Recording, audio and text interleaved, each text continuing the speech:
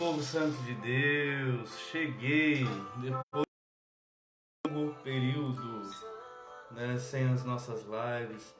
Hoje, conforme combinado, estamos aqui para o nosso encontro da semana, Já faz alguns dias que nós não nos vemos pela live, Eu vejo vocês aí e vocês me veem aqui pela transmissão.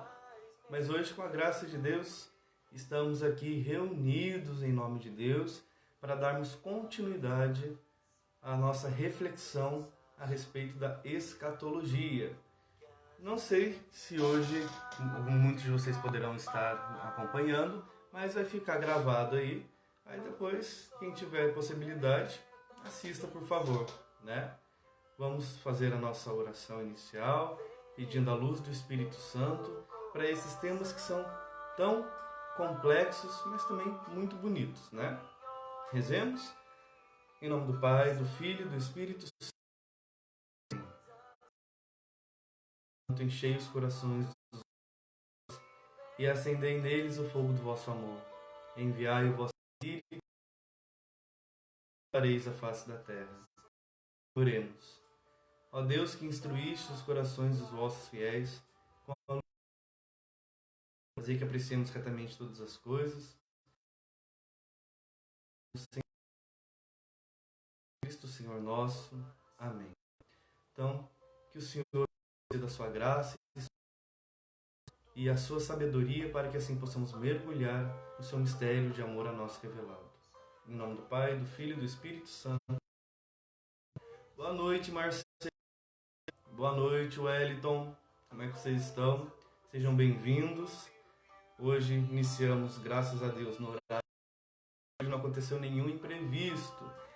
Aquele dia que estava marcado para que fosse possível a nossa live, infelizmente eu saí do meu serviço um pouquinho mais tarde. Às vezes acontece isso, Eu tenho hora para entrar, mas muitas vezes, dependendo do que eu estou fazendo, sair não é tão simples assim. Mas tudo com a graça de Deus e providência divina, porque é Ele quem rege a nossa vida e a nossa história. É lógico que na nossa liberdade muitas vezes nós falhamos com o plano de Deus, mas Ele mesmo dos nossos erros, Então hoje nós estamos aqui para continuidade. Vamos dar continuidade à nossa porque eu fiz bobeira aqui no meu celular de novo e além de tirar as mensagens, agora elas não sobem como antes. Tenho que, eu acho que formatar meu celular ou se não tirar o aplicativo e colocar novamente. Mas enfim, vamos começar então a nossa reflexão. A última live, não sei se vocês perceberam que foi um pouquinho rápida, que eu fui falar do juízo particular que acontece logo em seguida à nossa morte, quando nós encerramos a nossa jornada, a nossa caminhada aqui nesse mundo, e a nossa tenda ela é desfeita, nós entramos automaticamente, imediatamente no juízo, onde nós nos encontramos com um justo juiz, que é Deus, a verdade diante de nós. E nós vimos que é a nossa consciência que vai exatamente dizer quem somos, de fato. Por isso que nós chamamos o estudo escatológico de estudo ou reflexão da definitividade última do ser. Ou seja, aquilo que de fato fomos nesse mundo, nós seremos na eternidade. Então, no juízo particular, ou seja, de cada pessoa, as máscaras desta história diante da verdade, que é Deus. Ali não há possibilidade mais de escolha e muito menos de falseamentos, de mentiras. E aí nós tomamos consciência, plena consciência, de quem fomos neste mundo e de quem somos na eternidade. Então, fica aqui, a nossa reflexão a respeito do juízo particular. Logicamente que Deus é misericórdia, mas Deus é podemos nós não optamos por Ele, lá não é possível, porque Deus em seu amor não pode tornar-nos algo que nós não somos. Então, são as nossas ações, nossas escolhas neste mundo que emergiram lá do mais íntimo do nosso ser, que vai dizer o que seremos ou quem seremos, né? E o que viveremos, entre aspas, né? Na eternidade, céu ou inferno. Nosso querido Papa Emérito Bento XVI, neste livro, que é Escatologia, Vida e Morte, ele traz umas reflexões muito bonitas, um pouquinho complexas, né? Mas muito interessantes. E ele diz assim, olha, com relação ao juízo particular de cada um. Ali não adianta tentar justificar, eu fiz isso porque fulano fez isso, porque ciclano falou isso. Não, ali não existe falseamentos mais, tá? E nós, inclusive, vamos tomar plena consciência de nossa história. Ele diz assim, logo na página 207, um olhar mais atento perceberá que por trás da diferença externa das ideias reside uma unidade fundamental. Com sua morte, o homem transita a realidade e verdade manifestas, assumindo o lugar que verdadeiramente lhe corresponde. Transita de passagem, né? O jogo de máscaras da vida, a busca de refúgio atrás de imposturas e ficções ficou no passado, ou seja, encerrou-se na história. O homem é aquilo que, na verdade, ele é. O juízo consiste nesse cair das máscaras, que traz consigo a morte. O juízo é simplesmente a verdade mesma, sua revelação. Essa verdade não é, de certo, algo neutro. É Deus a verdade. A verdade é Deus. É pessoa. Apenas uma verdade de caráter divino pode ser uma verdade julgadora, definitiva. Ou seja, ali não são mais as nossas verdades, aquilo que nós temos como verdade, que muitas vezes, na verdade, são mentiras, né? Falseamentos. Mas a verdade ali, ela é absoluta, porque é Deus. E aí continua. Deus é juiz na medida em que é a própria verdade. Olha só o que o nosso querido Papa Bento XVI, né, Joseph Ratzinger, nos ensina com relação ao juízo. Então ali não vamos nos pautar na verdade. O julgamento ali se dá diante da verdade plena, que é Deus. Então não tem mais aquelas historinhas que nós muitas vezes ficamos inventando para justificar as nossas falhas, os nossos erros aqui. Aquelas escolhas equivocadas. Vamos ver quem entrou. Andréia, boa noite. Iara também está aí. Sejam bem-vindos. Eu estava falando que eu tô com mais uma dificuldade. Eu desativei um monte de coisa aqui na live e agora eu não consigo ativar mais. Com mensagens, o negócio ali para ver quem entrou, quem está colocando mensagem. Então vocês me desculpem, toda hora eu vou ter que subir ali, tá bom? Mas eu vou ver o que eu fiz aí. Pra vocês verem, cada hora me acontece uma coisa, né? Mas enfim. E aí, diante disso, a nossa alma vai passar então por esse juízo particular. É o pessoal. É o de cada indivíduo. Né? Não adianta a gente querer trazer ali os outros para justificarem as nossas escolhas aqui nessa vida. Que não vai ser assim. Não tem condições. Não é verdade? E aí também a gente tem que entender que é diante de um Deus que é misericórdia também. Um Deus que é justiça. E que ele não vai olhar o ato pelo ato. Mas ele vai olhar todo o contexto. Ele vai olhar toda a história. Vai olhar as reais intenções do nosso coração. Daí a ideia de juízo, né? No sentido de tomar consciência, saber quem somos, por que temos. Então, até mesmo nós vamos tomar consciência. É como aquela ideia quando a gente fala para uma criança, né? Toma juízo, menino. Ou seja, toma consciência do que você está fazendo. E é nesta vida, nesta história, que nós devemos tomar já consciência para podermos escolher o projeto de Deus. Mesmo que nos seja custoso aqui nesse mundo. Como cristãos, não devemos nos apegar àquelas felicidades passageiras, aquelas felicidades momentâneas, né, que muitas vezes encadeiam na nossa vida escolhas muito errôneas. Mas nós temos que visar que o céu é a nossa meta. Então vale-nos perder coisas neste mundo para ganharmos a eternidade. Como eu disse na última live, o cristão muitas vezes ganha perdendo. E nesta vida, muitas vezes ele perde a eternidade ganhando coisas aqui. Isso não significa que nós não devemos lutar pelas nossas coisas, sermos felizes nesse mundo, aproveitarmos as alegrias. Mas nós devemos tentar ter o discernimento, aí também é um dom do Espírito Santo também, para que nós vejamos se aquilo que nós desejamos não está contrário à vontade de Deus para a nossa vida. Aí você fala, mas Diego, eu vou passar minha vida inteira me policiando? Mais vale nos policiar aqui do que nos depararmos com um espanto na outra eternidade, aliás, na eternidade, né? Porque pela fé nós já transpomos aquilo que pela morte experimentaremos. Então a fé já faz viver aqui o que ainda não é. Ou seja, aqui começamos a experimentar o céu ou o inferno, no sentido de construí-los.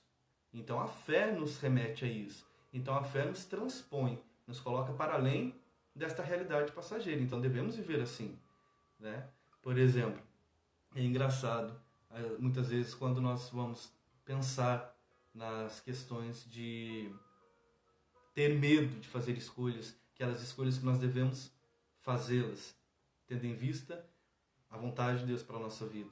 Só que é melhor a gente se assustar aqui com as consequências das escolhas que nos levarão até Deus, do que na eternidade a gente se assustar com o cão. Não é verdade? Brincadeira. Mas a gente deve pensar nisso sim. Não devemos ficar presos ao pensamento de que um dia vamos morrer, inferno, inferno. Não é isso. Nós não devemos ficar pensando que vamos para o inferno. Devemos ficar pensando, eu vou chegar no céu. Eu não quero fazer com que vocês tenham medo da morte. Muito pelo contrário. Quero que vocês tenham consciência de que viver em Deus é viver uma realidade que está para além desta. É muito bonito aqui. Então, se nós buscarmos todos os dias, superarmos as nossas limitações, vivermos no amor de Deus, nós não temos o que temer. Erros teremos, falhas teremos, somos limitados. São Paulo fala do espinho na carne. Todos nós temos o espinho na carne. E a santidade é a busca pela superação destes espinhos. Não quer dizer que aqui já seremos plenamente santos. Jesus falou, sede santos como vosso Pai é santo. Nossa, alcançar a santidade de Deus é impossível para o ser humano. Mas é para mostrar o quê? A meta é alta. Então busque alcançá-la. Mas cada passo que você dá já é um ganho na eternidade. Se cair, levanta. Se falhar, peça perdão, peça misericórdia. Busque o sacramento da reconciliação, a confissão. Cure a sua alma, purifique a sua alma e continue a caminhada. Os santos, meus irmãos, se nós pararmos para ver a vida deles, eles também tiveram limitações assim como nós. E muitas. Vamos pegar a história de Santo Agostinho. Vamos pegar o próprio Paulo, São Paulo, apóstolo, São Padre Pio. Eles lutaram a vida inteira deles contra as limitações e assim alcançaram a santidade. Porque, como eu falei em outras lives, Deus não vai exigir de nós nada além do que nós podemos oferecer a Ele. Então, mais vale oferecer um coração contrito, desejoso de alcançar a santidade, do que aquela prepotência de bater no peito e dizer, sou santo. Lembram de Santo Antão? Santo Antão, ele brigava constantemente com o demônio que buscava tentá-lo. É um eremita, monge do deserto. E o demônio tentava ele. E até que um dia o demônio cansou, deu as costas, estava saindo e Santo Antão bateu. Eu consegui, eu sou santo. Aí o demônio parou, pensou, falou assim, vaidade. Olha só que coisa, né? E lembram também daquela passagem bíblica em que estavam diante de Deus um fariseu, e agora eu não lembro se era samaritano, mas um rezava a Deus de pé, batendo no peito, dizendo, obrigado, Senhor, porque eu não sou pecador como este. E o outro, humildemente, com um olhar rebaixado, cabeça baixa, dizendo, Senhor, tem de piedade, porque eu sou pecador, Qual oração agradou mais a Deus ali? Então, nesta vida, é uma jornada de busca por superar as nossas limitações. Para isso, devemos dar nomes a elas, saber quais são as nossas fraquezas, saber quais são as nossas limitações, quais são os nossos pecados diários, os nossos demônios interiores, os quais nós devemos travar uma batalha diariamente. Às vezes venceremos, outras não. Mas Deus em sua misericórdia, sabendo que nós somos pequenos e frágeis, vem em nosso socorro com a sua graça, e quando nós não conseguimos permanecer no caminho dele e temos um coração contrito, vem também com a sua misericórdia, por meio inclusive dos próprios sacramentos para curar a nossa alma e também os demais sacramentos que infundem em nós a graça santificante. Então, temos que ter consciência dessa nossa caminhada neste mundo que deve ser rumo ao coração de Deus. Como eu falei, não é para levar a vida como um peso, de ficar pensando. É viver naturalmente e espontaneamente em Deus. Se somos guiados pela luz do Espírito Santo de Deus, as escolhas por Deus, elas ficam livre, clara e espontânea. E viver aqui nesse mundo torna-se leve, porque é em Deus que nós caminhamos. Tudo bem? Então, o juízo particular é o que eu estava falando para vocês. Vamos ver quem entrou aqui, gente? Maria Cristina, seja bem-vinda. Lúcia, olá, Lúcia. Renata, nossa amiga está aí. A Carmen, Lúcia também está aí. Sejam todos bem-vindos. E como eu falei, eu estou tendo que ver aos pouquinhos, né, quem está entrando, as mensagens que vocês estão mandando. Mas nós vamos aí dando cuidado de sequência, mesmo tendo que parar às vezes para ver. Nós temos então juízo particular. Espero que vocês tenham compreendido o que é esse juízo particular. Não devemos ter medo dele. Não devemos ter medo dele. Devemos nos alegrar por estarmos diante da verdade que é Deus.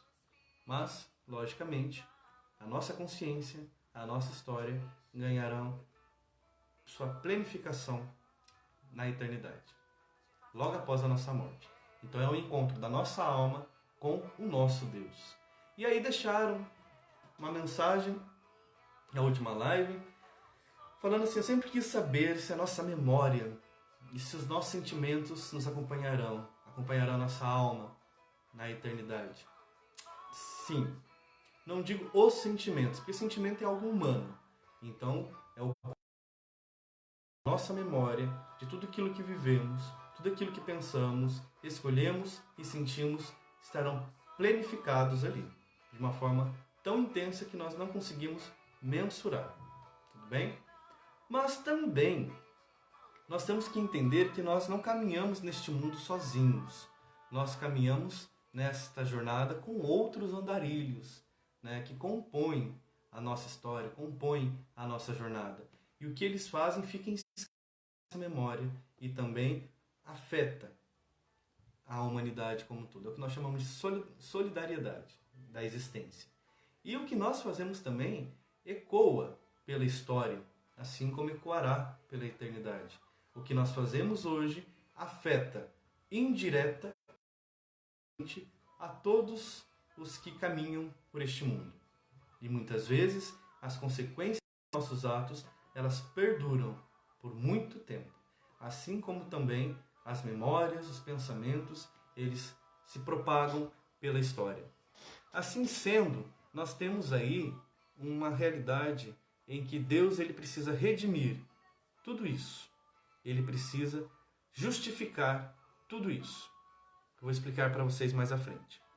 E ao mesmo tempo, como nós vimos quando nós estudamos Gênesis capítulo 1 e 2, a criação, Deus continua criando, continua aperfeiçoando a sua criação. E ele precisa levar a cabo esta criação. Então, diferente do que muitos teólogos muitas vezes ensinam, acontecerá um momento em que a história alcançará a sua plenitude. Ou seja, a história cronológica ela se encerrará. Não que Deus vai aniquilar a história ou aniquilar o mundo, mas ele levará a cabo a sua criação.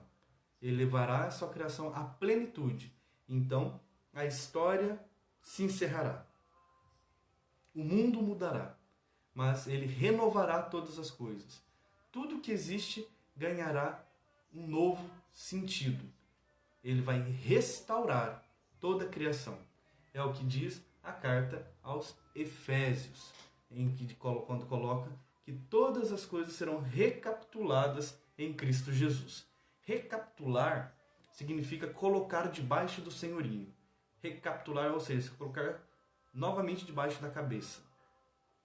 cabeça no sentido de pensamento, né? Daquele que reina, daquele que decide. Então, recapitular todas as coisas em Cristo é o sentido de que todas as coisas estarão debaixo do senhorio de Cristo Jesus. E isso acontecerá exatamente na parousia, quando acontecerá o juízo universal. Para nós entendermos o juízo universal, porque tem o particular, mas tem o universal. O universal diz de toda a criação passará por esse juízo. Toda a humanidade, aqueles que já morreram, aqueles que ainda estão caminhando neste mundo. Por exemplo, se acontecesse hoje a parousia, nós que estamos aqui passaríamos por esse julgamento e também aqueles que morreram. Aí a gente se pergunta, mas Diego, se eles já passaram pelo juízo particular, qual a necessidade de passar pelo juízo universal? É que lembra que eu falei que diante de Deus não há mais mentiras? Ele é o justo juiz, a verdade plena. E as nossas atitudes nesse mundo, as nossas escolhas, os nossos pensamentos afetam esta realidade, têm consequências que ecoam pela história. Então, ela atinge a história.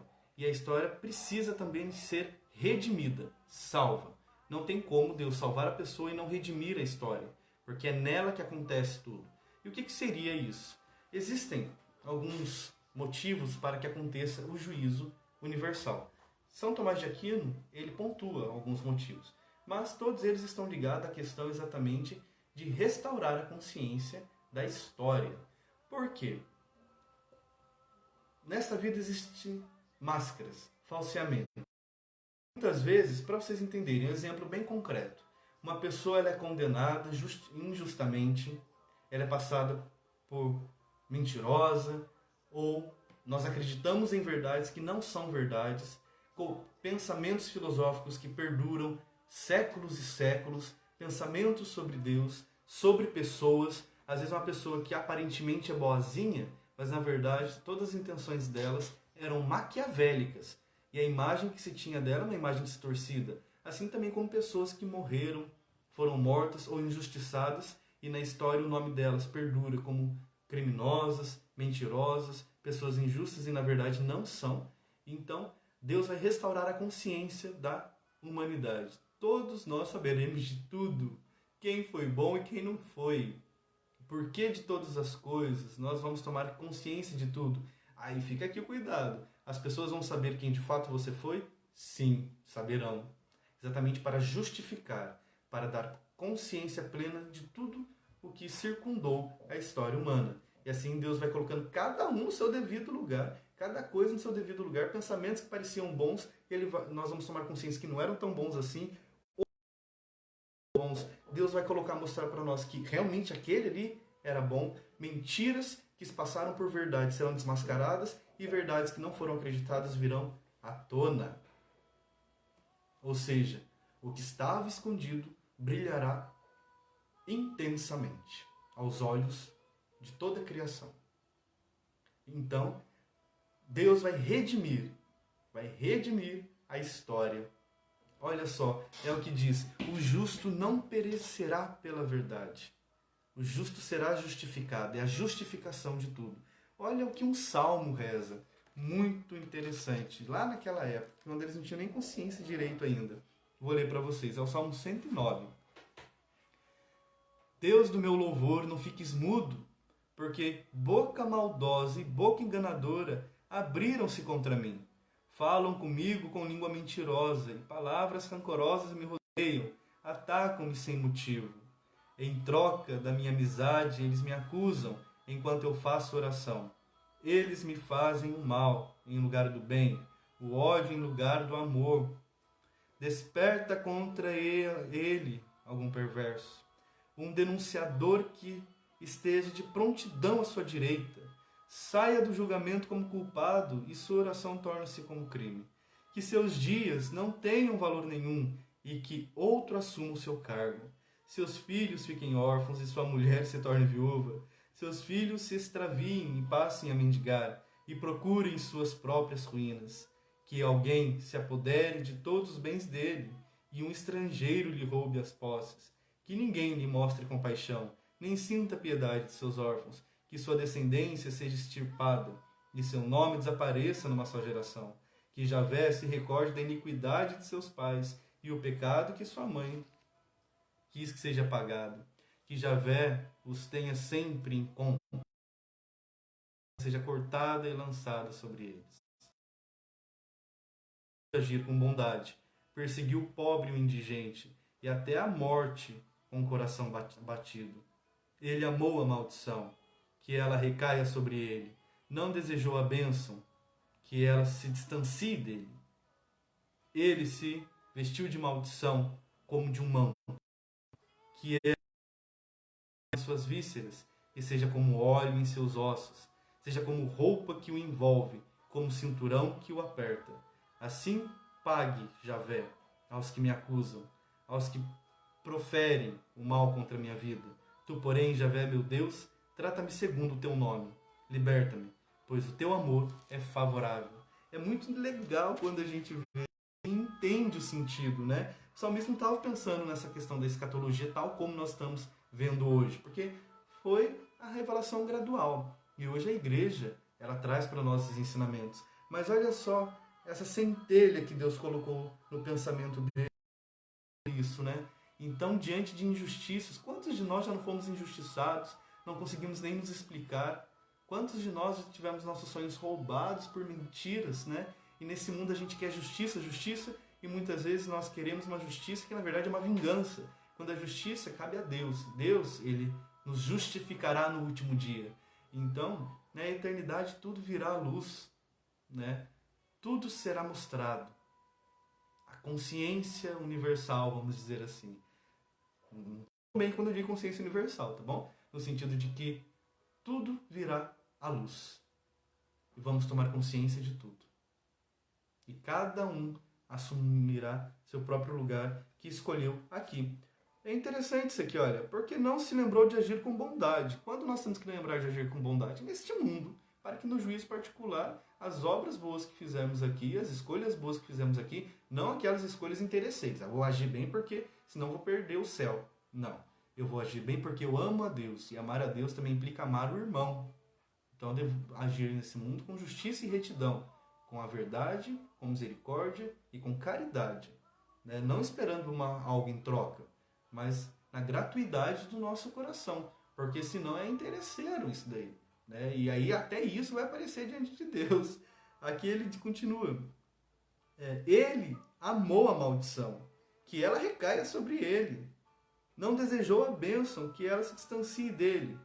E é isso, nós vamos ter o que desejamos nesse mundo. E aqui ele fala, ele se vestiu de maldição como de um manto. Então, o momento de colocar a roupa, ou dos santos, ou dos danados, é neste mundo. O que são os danados? Aqueles que sofreram o dano por suas escolhas. Né? Não chamemos ninguém de danado, porque é aquele que sofreu o dano, está no inferno, pelo amor de Deus. Então, é muito legal. E ele continua aqui, Javé, meu Deus, socorre-me, salva-me por tua bondade. Então eles hão de saber que tudo isso provém de tuas mãos, que tu és, Javé, quem o fizeste. É muito legal. E aqui o salmista, ele está... Senhor, ué, Diego, mas Deus pode se irar? Ira é uma expressão humana, né? Para dizer que quando a gente se ira, a gente vai e faz, né? Mas aqui no sentido de que Deus, ele vai dar o que cabe a cada um, conforme o seu coração. Coração. Reais intenções. Tá bom? E é muito legal a gente pensar nesse dia exílio, porque os judeus, eles esperavam esse dia, o dia que Deus iria se manifestar, o dia que Deus viria para levar a cabo tudo, salvar o povo da escravidão. E essa vinda, esse dia, era associado exatamente à manifestação do Messias, que viria para salvar. Só que esse Messias veio, então eles estão esperando ainda esse dia. Nós já passamos pela vinda do Messias, a primeira vinda. Aí a gente pergunta, por que será que eles não acreditam em Jesus, né? Por N motivos. Mas parem e pensem. Se o Messias viria para colocar a cabo toda a história, colocar cada um no seu devido lugar, nessa história, porque estão ligados a essa história, nós estamos numa realidade além, e eles esperavam a instauração do reino de Deus, que acontecerá com a parousia, para eles era meio inconcebível, né? Que como que ele é o Messias e tudo continua do mesmo jeito? Tudo continua na mesma situação. Humanamente falando, parece que as coisas continuam. Mas Jesus nos lançou numa realidade escatológica já nesse mundo. Nós vivemos aqui o que viveremos lá. É o já e o ainda não. Em que sentido?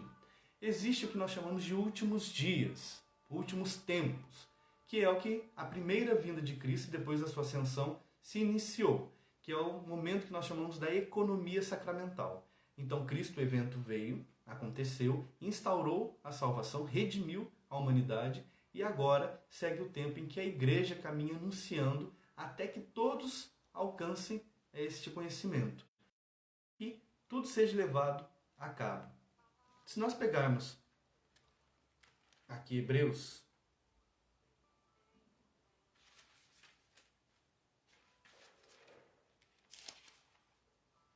aqui. Eis que vos falo essas coisas, e buscai converter os vossos corações, porque estamos nos últimos tempos, exatamente aguardando a vinda de Jesus, mas a segunda vinda de Jesus, a vinda gloriosa de Jesus, que é a parousia. O que significa o termo parousia? Parousia é exatamente essa vinda. Antigamente era ligada à vinda do rei ou de uma divindade, e todos se preparavam para receber e iam até mesmo ao encontro dele e adentravam a cidade. Então, quando nós dizemos a parousia, é essa vinda do nosso Deus. Mas não é uma vinda de quem foi, mas na verdade daquele que já está, que permanece conosco. Jesus disse, eis que estarei convosco até a consumação dos tempos. E aqui ele permanece, por meio da ação do Espírito Santo. Então, Diego, o que é essa parousia? É a manifestação definitiva e gloriosa do Cristo. É a manifestação de Jesus definitivamente. Então é essa vinda, esse retorno, mas no sentido de manifestar-se definitivamente. Então é a parousia. E neste momento acontecerá então o juízo universal. E aí tem várias profecias, né? Muitas profecias de quando acontecerá, quando vai acabar o mundo. E lembrando que a parousia não é o fim do mundo, é o fim encerra a história, tal como nós a conhecemos. Mas ela é ressignificada e, ao mesmo tempo, ela é plenificada e seremos todos lançados na eternidade. Então, gente, agora vou tirar a carta aqui, né, jogar tarô, para ver se nós conseguimos identificar mais ou menos quando que acontecerá esta vinda aqui. Calma aí. Mentalizem aí, tá? As cartas. Vamos ver.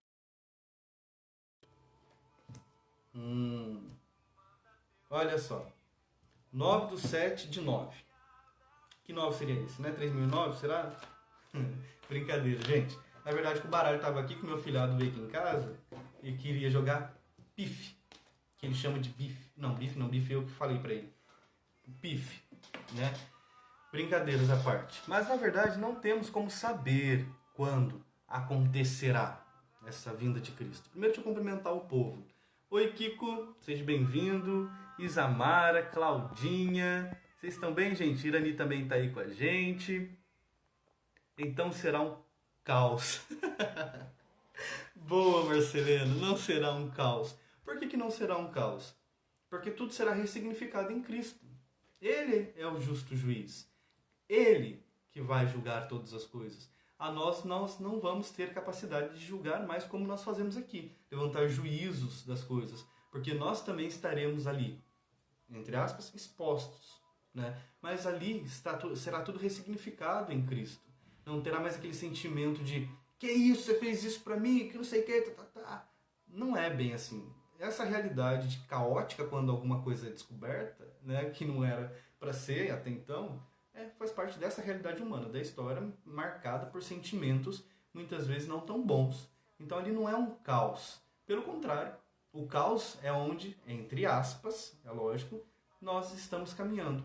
Então, o caos causado pelo pecado, porque o pecado tira as coisas fora da ordem, né? Então, a presença do justo juiz ordena todas as coisas, coloca cada coisa numa ordem certa, na sua harmonia. Então, ali nós não faremos juízo com relação aos demais, porque nós também estaremos diante, entre aspas, deste tribunal. Usamos expressões tribunal, juízo, porque são expressões humanas que levam a gente a entender o que é, mais ou menos, tá bom? E aí, nós não temos como saber quando acontecerá isso daí. Não tem condições de sabermos. E isso o próprio Cristo nos falou. Vejam o que está em Mateus capítulo 24, versículo 36. Ninguém sabe a respeito desse dia e hora, nem os anjos no céu, nem o Filho, mas somente o Pai. Então aqui Jesus, enquanto homem, também ele não tinha consciência disso. Quando? Enquanto Deus, sim, mas enquanto homem, não. Então não cabe ao homem ficar querendo dizer e definir quando acontecerá o fim dos tempos, né? Quando será levado a cabo todas as coisas. Mas o que a igreja e que os apóstolos e escritos nos alertam é que acontecerá. Muitos teólogos e palestrantes dizem que não, que isso não vai acontecer, né? Que esse juízo universal acontecerá na nossa morte já também. Não, gente. É bem claro e a igreja nos ensina isso por meio do catecismo, ensina, e a Sagrada Escritura nos deixa claro. Acontecerá, virá o dia da manifestação definitiva de Cristo, em que ele levará a cabo a sua criação, em que todas as coisas serão julgadas segundo a verdade. Ele precisa, e está nos planos, exatamente levar tudo à sua planificação, toda a criação. E a história também precisa ser redimida, porque as memórias dos nossos atos, as consequências, marcam a história. Então a história precisa também ser redimida. Então acontecerá, sim, exatamente a plenitude dos tempos, né? A planificação de tudo e o fim dessa história como nós a conhecemos. E tudo será lançado na eternidade, né? Recapitulado em Cristo. Cristo será definitivamente o Senhor de tudo. E isso nós não temos como saber. Não temos condições de saber. Mas o fato é, quando os últimos tomarem consciência, aliás, quando os últimos caminharem, segundo a verdade da palavra, tomarem ciência, acontecerá assim, né? Acontecerá esse juízo universal em que ele vai redimir a história. Tudo será planificado e, como eu disse, aquilo que estava escondido virá à luz muito intensa. Mas nós não temos como saber como isso acontecerá. E quando acontecerá. Nós não temos como ficar dizendo que vai ser tal época e desta ou daquela maneira. Porque são realidades que transcendem a nossa. Nós temos que entender céu, inferno, purgatório, juízo particular universal. Por mais que nós falemos a respeito, por mais que nós levantemos hipóteses teológicas, são realidades que estão para além da nossa. São realidades sobrenaturais, não são realidades naturais. Né? Nós podemos pensar sobre a partir da revelação, dado de fé, daquilo que nós temos da Escritura. Mas como será, não cabe a nós sabermos, não cabe ao homem descobrir o futuro, como se a escatologia fosse um futurismo, né? Ou um jogo de vidência. Não tem como, não cabe ao ser humano. Por isso que esse negócio de ficar buscando horóscopo, cartomante, vidente, tarô, contraria a nossa fé. Porque não cabe ao ser humano saber o roteiro da história, da eternidade. Isso está inscrito unicamente no coração de Deus. Unicamente no coração de Deus. É lógico, aquilo que Deus quer nos mostrar, tudo bem. Mas buscarmos por nós mesmos só causa confusão. Lembra da Torre de Babel? Só vai nos causar confusão.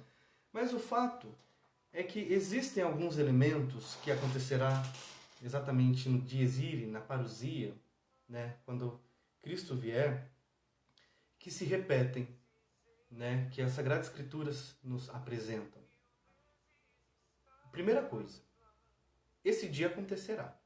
Quando nós pegamos as cartas de Paulo, por exemplo, Tessalonicenses, 1 Tessalonicenses, que foi o primeiro escrito do...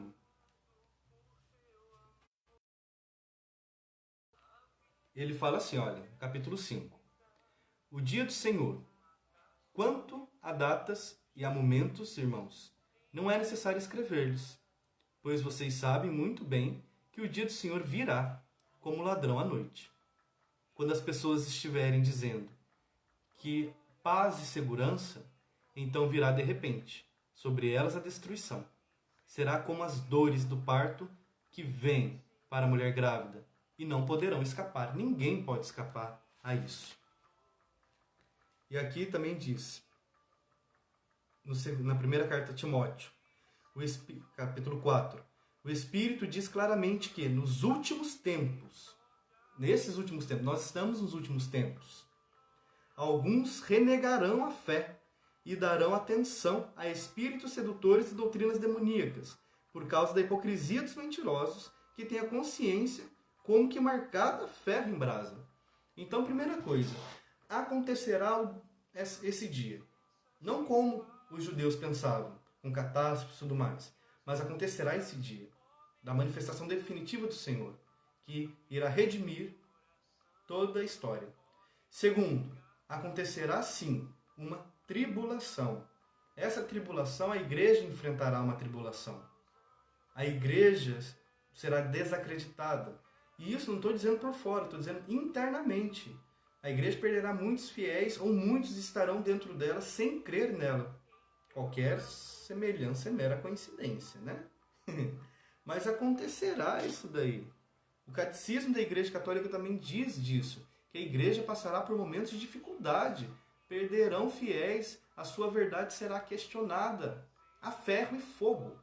E os santos permanecerão unidos a ela, os santos permanecerão firmes na verdade que a igreja ensina. Só que acontecerá essa perseguição. Segundo, vai haver uma renovação, uma tribulação, um fogo, que vai purificar tudo. Vai acontecer a purificação de tudo. E aí, esse momento de purificação, né, de recapitulação de todas as coisas em Cristo. E depois, o julgamento, o juízo. Esses são os 3 dogmas que a igreja ensina. O momento de perseguição e tribulação que a igreja sofrerá, depois essa purificação, esse fogo, e por fim o julgamento. A ordem dos fatos é que a igreja não afirma. A igreja não sabe como se dará a ordem desses fatos, mas ela sabe que esses fatos acontecerão. Se nós pegarmos o Catecismo da Igreja Católica, parágrafo 675, deixa eu ver se é esse mesmo, tá, gente? Olha só. Antes do advento de Cristo, a igreja deve passar por uma provação final que abalará a fé de muitos crentes. A perseguição que acompanha a peregrinação dela na terra desvendará o mistério da iniquidade, sob a forma de uma impostura religiosa que há de trazer aos homens uma solução aparente a seus problemas, à custa da apostasia da verdade. O que é apostasia? É você abandonar todos os dogmas de fé, é você abandonar a verdade, né? A impostura religiosa suprema é a do anticristo, isto é, a de um pseudo-messianismo, em que o homem glorifica a si mesmo, em lugar de Deus, e de seu Messias que veio na carne. Então, nós temos aí esses acontecimentos, né, que virão na parousia, que antecederão e que culminarão com ela. Mas esse julgamento não é o final, esse fogo não é o final. O final de tudo é a recapitulação, o restauro de todas as coisas em Cristo Jesus. Se vocês pegarem a síntese que eu coloquei aí para vocês, que eu disponibilizei, eu trabalhei exatamente a questão da recapitulação. O restauro que Cristo fará na obra criada, na primeira obra, que é a nova obra, né? Nova no sentido de restaurada. Ele renova todas as coisas, torna novo de novo. Então, é nesse aspecto em que eu estou falando para vocês. Deixa eu ver se tem mais uma coisa aqui. E aqui sobre o julgamento. 2 Timóteo, capítulo 4, versículo 1. Eu lhe peço encarecidamente diante de Deus e de Cristo Jesus, que há de vir para julgar os vivos e os mortos, pela sua aparição e pelo seu reino. Olha só. E ele pede, proclamem a palavra, para que haja conversões. Aí você pergunta, mas e os sinais? Que sinais seriam esses que vai mostrar o fim dos tempos? São catástrofes, tudo? Gente, São Tomás de Aquino foi muito honesto, teve uma honestidade intelectual, teológica, religiosa, de dizer, não temos como saber se os sinais que a Sagrada Escritura apresenta tanto nos evangelhos quanto no Apocalipse, quais são os sinais desta parousia, ou se referem tanto à parousia quanto a acontecimentos históricos. Porque quando nós formos estudar a Sagrada Escritura, a gente vai ver que alguns sinais escatológicos, ou seja, do fim dos tempos, está ligado a realidades que eles viveram naquela época, perseguições daquela época, e não tanto do fim dos tempos, mas daquela época. Só que ao mesmo tempo eles apontam para o que poderá acontecer. Então Tomás de Aquino diz, nós não temos como discernir isso daí, não temos como saber quais são, ou se eles dizem dos dois. Por quê? Olha que explicação legal. É como se toda geração de cristãos, por exemplo, a nossa geração que está caminhando, as que passaram e as que virão, fossem chamadas a ficarem vigilantes. Fiquem vigilantes, porque acontecerá. Então, diante dos acontecimentos, é uma chamada para ficarmos atentos, que acontecerá o fim dessa história tal como ela se apresenta no momento. Então, mais está chamando a nossa atenção para o que vai acontecer. Mas não diz quando e nem como, com detalhes. Porque isso, como eu disse, está inscrito no coração de Deus. Mas o fato é que o juízo universal acontecerá. Temos que ter medo dele? Não temos que ter medo dele. Porque imagina que bonito que é você ser justificado em Deus. Deus fazer justiça por você. Vir a consciência de que você não estava errado. De que você não fez por mal. De que você estava fragilizado. E que as pessoas colocaram um peso sobre você tão grande nesta vida que fez você sofrer tanto. Ali é um momento, vamos dizer assim, de reconciliação com a história. Não de punição, mas de reconciliação. Olha que bonito. No sentido de que aquela amargura por aquilo que ficou velado pela história não existirá mais. E as dúvidas não existirão mais. As imposturas não mais. As incertezas não existirão mais. É uma reconciliação. Deus liberta a história. Deus tira ela do cárcere da mentira, da falsidade. Negativo. Então não temos que ter medo. Temos que louvar e agradecer a Deus por isso. Eu acho fantástico isso. De Deus. Que até nisso, até com isso ele se preocupa, tendo em vista o bem de toda a criação. Daí a gente entende o Antigo Testamento, quando diz assim, a criação espera ansiosamente, a manifestação dos filhos de Deus. Toda a criação aguarda esse momento, em que será levado a cabo o projeto e o plano de Deus. Fantástico, né, gente? Não é para termos medo, é para louvarmos a Deus por isso. Charlatanismo, se diz o prever futuro? De fato, Maria, tudo charlatanismo mesmo. Temos que tomar cuidado com algumas coisas, viu? Porque o futuro cabe a Deus. O conhecimento do futuro pertence a Deus, não ao ser humano. Não ao ser humano. A gente não lembra nem do que aconteceu na semana passada ainda, né? E temos que tomar cuidado com uma coisa. Existem alguns charlatões que falam do nosso passado. Mas tomem cuidado, porque podem ser pessoas que procuraram saber, ou muitas vezes, vamos levar para um lado espiritual agora, porque a gente sabe também que o inimigo de Deus existe. O demônio ele não sabe do futuro, mas ele sabe muito bem do nosso passado, tá bom? Para terminarmos hoje a nossa live, eu trouxe para vocês aqui um hino muito legal. Esse hino chama-se Dies Irae, é o dia da ira. Ira no sentido de fazer justiça, né? Deus que não aguenta mais ver tanta maldade, tanta injustiça. Poderíamos traduzir assim, Deus que vem em socorro do seu justo, daquele que está sendo massacrado.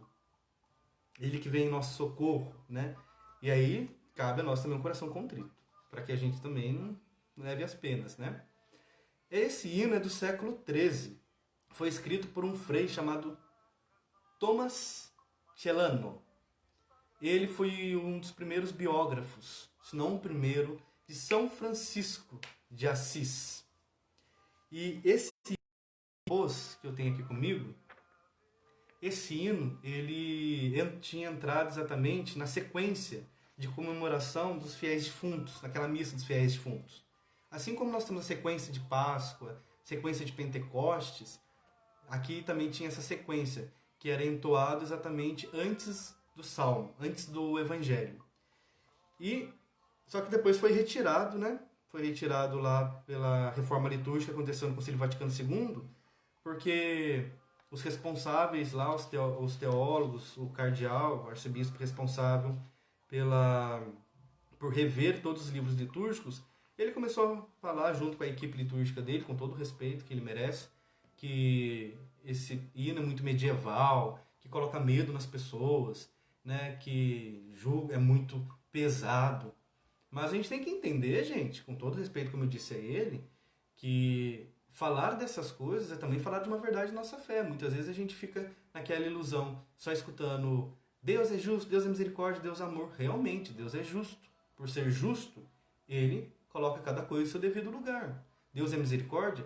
Realmente, mas diante de um coração verdadeiramente contrito. E Ele não dá a pena, ou não faz a pessoa experimentar aquilo que está para além do que ela realmente deve viver, né? Ele é amor, mas o amor também corrige, o amor também ensina. Nós corrigimos, colocamos nossos filhos de castigo, não colocamos? E colocar os nossos filhos de castigo não quer dizer que nós os odiemos. Significa que nós amemos, que nós estamos corrigindo eles, que nós estamos ensinando eles, educando eles, tá? De acordo com as ações que eles tiveram, com as escolhas que eles fizeram. Então nós temos que tomar cuidado exatamente por romantizar muito Deus e esquecer que Deus também é justo. Deus é misericórdia, mas também Deus é justo. Já escutaram aquela expressão?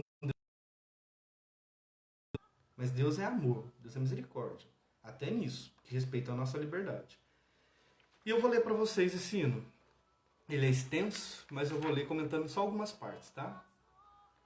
Dia de ira, aquele dia, será tudo cinza fria, diz Davi, diz Sibila.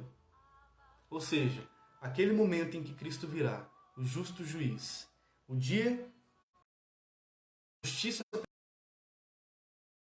e a verdade será instaurada definitivamente, ele acontecerá. E aqui diz Davi e diz Sibila. Davi, nós sabemos quem é, lá da Sagrada Escritura. Sibilas eram aquelas mulheres oráculos, né, que previam o futuro, no sentido de que todo mundo sabe que isso vai acontecer.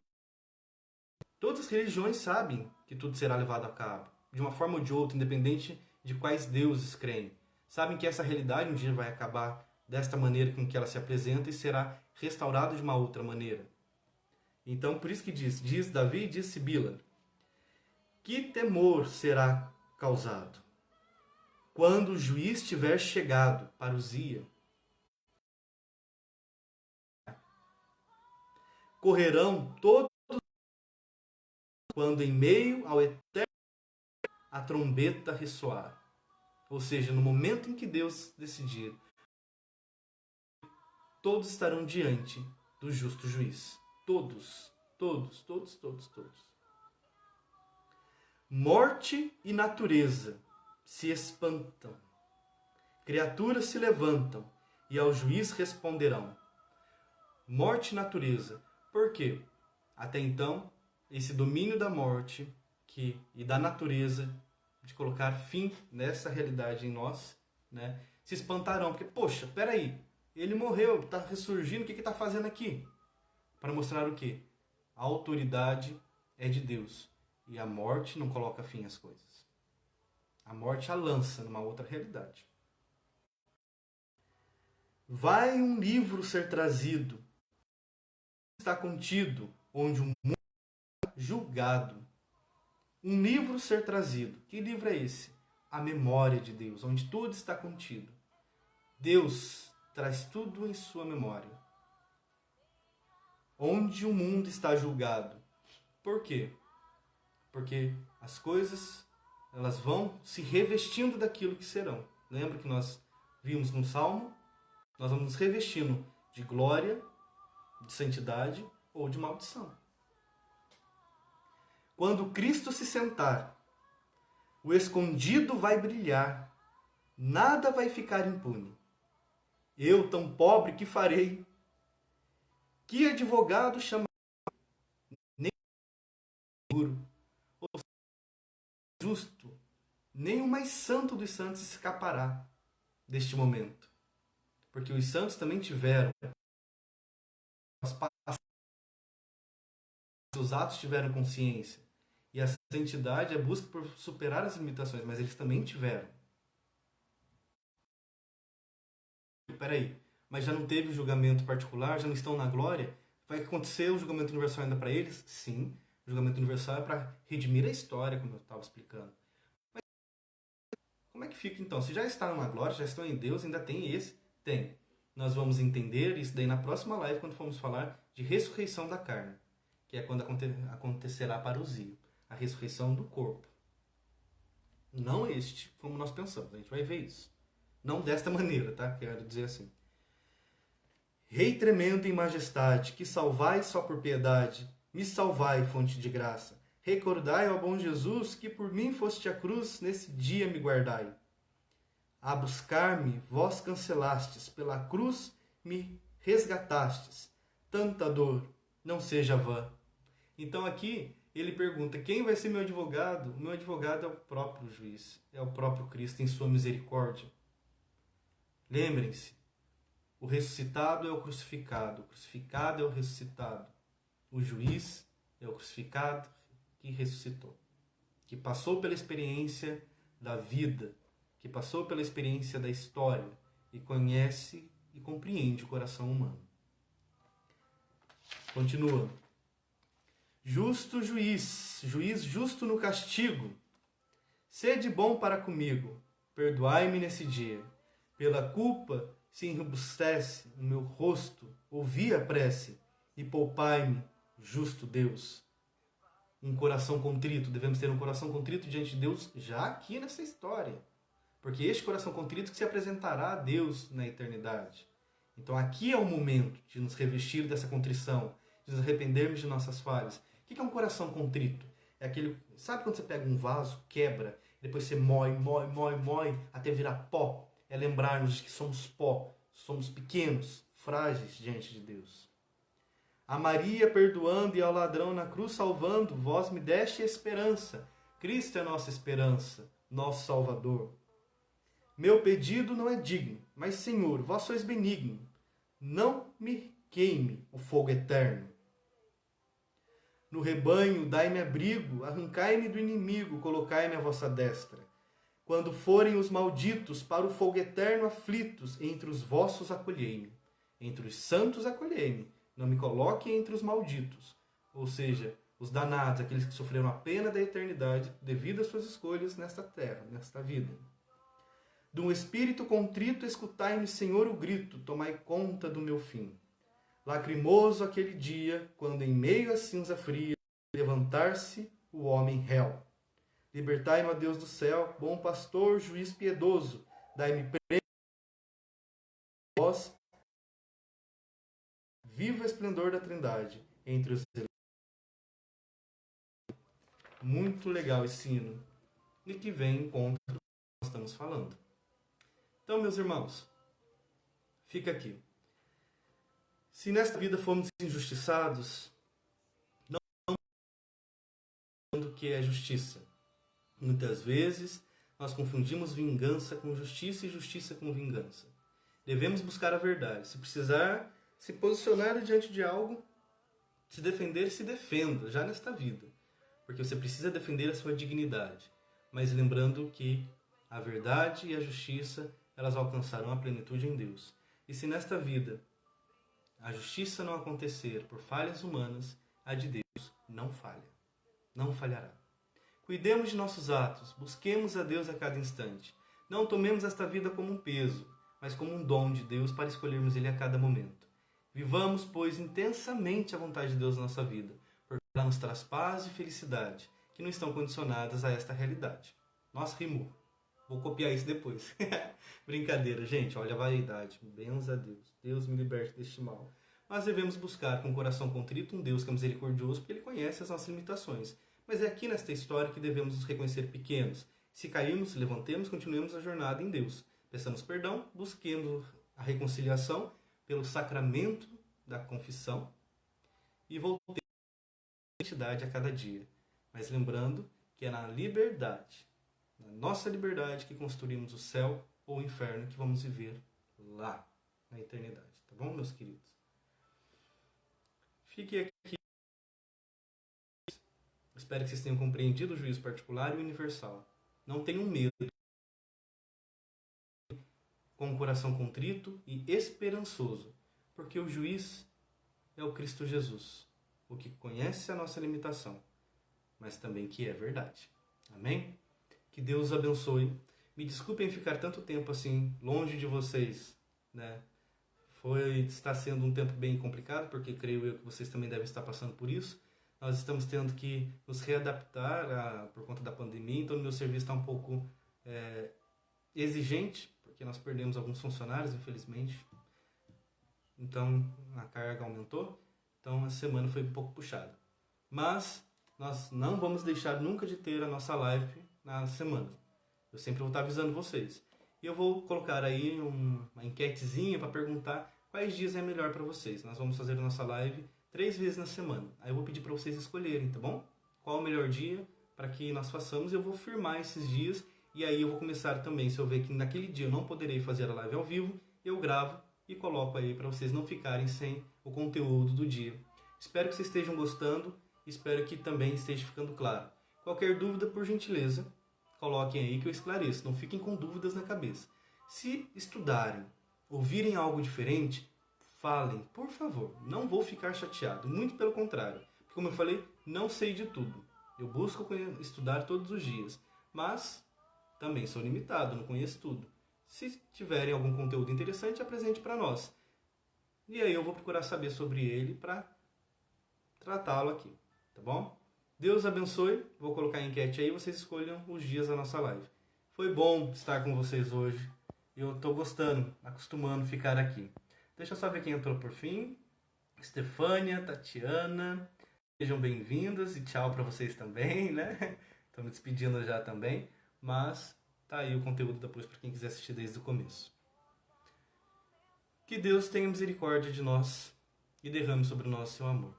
E que Maria Santíssima, nossa advogada, também, aquela que intercede por nós, agora e na hora da nossa morte, também nos acompanhe nesta jornada, que chamamos vida.